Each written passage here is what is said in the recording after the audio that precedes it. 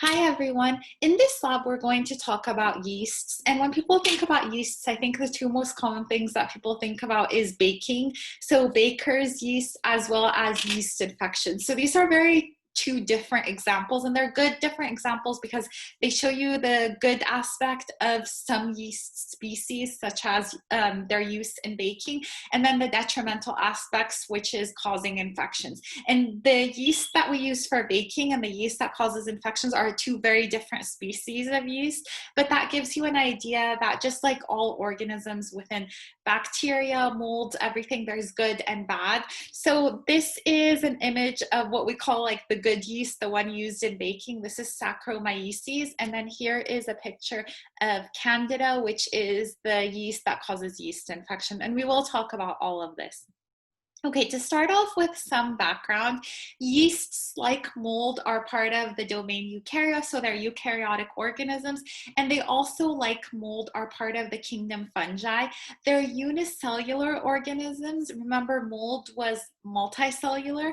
They're non-motile, just like mold, so both are not motile, and they are, like mold, chemo-organo-heterotrophs. So both of them need energy and carbon from an organic matter, so they cannot make it on their own. They need to be given food to thrive.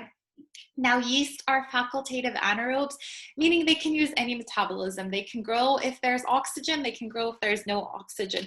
Facultative anaerobes are probably the scariest type of microbes because they can grow everywhere.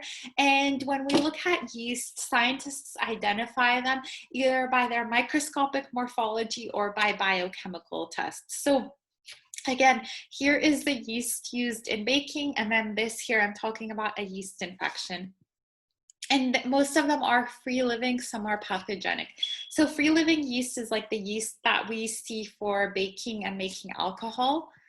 Now we're going to talk about the reproduction of yeast. Yeast reproduce asexually or sexually. So most of them reproduce asexually, just like mold. The most common life cycle is an asexual life cycle. And in yeast, we call the asexual life cycle budding. So you have a cell and it just pinches off to make another cell. That's the asexual reproduction. And here's an image. Again, that's called budding. So anytime you see budding under the microscope of a culture of yeast, you know that it is undergoing asexual reproduction. Now, yeast can also go through sexual reproduction, and it goes through sexual reproduction when you have two spores come together to form a zygote, and then the nucleus of the zygote will divide to produce 4 ascospores. So here are the ascospores, here's the ascus, and then here, which is the sac that carries the 4 ascospores, and here's the cell. So when you see ascospores, you know that that is a form of sexual reproduction where you had 2 spores come together to form a zygote. With the asexual reproduction, that was budding. And when the ascus, when this sac ruptures, the ascospores are released. So you can call the ascospores the spores. They refer to the spores of yeast, and they can go and germinate and create more cells. So yeast, again, like all organisms, has beneficial aspects and detrimental. The benefits of yeast is, like mold, is very important ecologically. So they're important in decomposing organic matter. Again, without them, we would have a lot of dead animals and humans and microbes lying around. We also use yeast all the time in baking. So I always ask this to my students, can you make bread without yeast, and a lot of different things that we bake? And the answer is yes. The reason we add yeast is because you get that fluffiness. So when in the metabolism of yeast, one byproduct is gas, and it's that gas that gives your bread the ability to rise. So that yeast that we use to make bread, wine, and beer is Saccharomyces cerevisiae. And it's also used in vaccine production. So we use them as model eukaryotic organisms. The detriments of yeast, where things are bad, is when they cause infection. So they can cause food to spoil. And a lot of times we have to, one reason why we pasteurize juice, and there is a lot of different protocols in making kids' juice, is because if yeast contaminates juice, it can turn juice into alcohol. And there has been a case in the past where one brand of apple juice realized that there was yeast contamination in their apple juice, so that apple juice was slowly turning into alcohol, so they had to recall it all. And then they, like mold, they can cause mycoses, which are opportunistic fungal infections that take that benefit from immunocompromised people. So immunocompromised people get sick from mycoses, which again are opportunistic fungal infections. An example of a mycoses or opportunistic fungal infections is Candida albicans. This is a yeast organism, and it's part of the normal flora of our respiratory, digestive, and female genital systems, but it's there in very small amounts.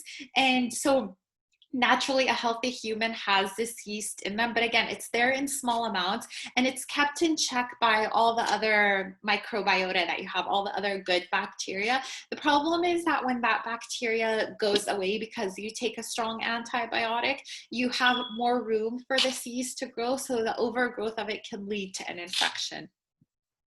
So here is the yeast Candida albicans. And again, it's part of the normal flora, like I said, but it's there in small amounts, and it's kept in check by the competing bacterial microbiota, the good bacteria in us. The disease that this yeast can cause is superficial mycoses. So superficial means it's on a surface. A common example of superficial mycoses is vulvovaginal candidiasis or Candida. That's the Candida infection that people typically think of. This is very common in females, and the most common risk factor for getting a Candida vaginal infection is by taking antibiotics. So a lot of times when females are prescribed antibiotics, they're told by the pharmacist to make sure they're eating yogurt, to take probiotics, to make sure that they're returning the good bacteria that the broad spectrum antibiotics are killing, because again, you have this area that now the bacteria is gone in, so the yeast can grow. And the symptoms of this are redness, itching, lots of discomfort, irritation, and vaginal discharge. And you can also get thrush. So here is an image of thrush. You can get just a regular rash, and diaper rash is very common also in babies that we see. So babies do also get yeast infections. The etiology of this disease, these mycoses, are yeast or fungus, and transmission is they're generally non-transmissible. So this is a non-communicable disease. You will learn about non-communicable diseases later, but the word non-communicable means not contagious. Communicable means contagious. So this is, again, generally people get these infections because something is off in their microbiota, such as by taking strong antibiotics. And so the yeast that are part of your normal microbiota can grow, the Candida albicans. And treatment is antifungal medications. Prevention, there really isn't prevention for it. It's probably maintaining that you're healthy, not taking too many antibiotics if you don't need them. And here's what Candida albicans looks like under the microscope. So you can see images of budding.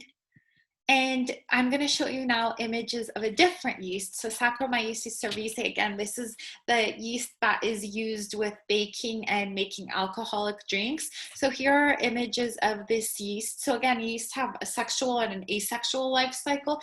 Here in this image, we made a wet mount of Saccharomyces cerevisiae. And when we look closer, we see that some of the cells, like here, this cell is showing budding. Budding is a form of asexual reproduction. And then here is a yeast ascospore slide. So the ascospores, the green ones here, are a form of sexual reproduction. So again, you have the ascus, the sac that has the 4 ascospores. So here is an image of that. And again, this is showing sexual reproduction, whereas budding is asexual reproduction. Here are more images of Saccharomyces cerevisiae. Here are we see some budding. So here's a nice budding cell. Here's a nice budding cell.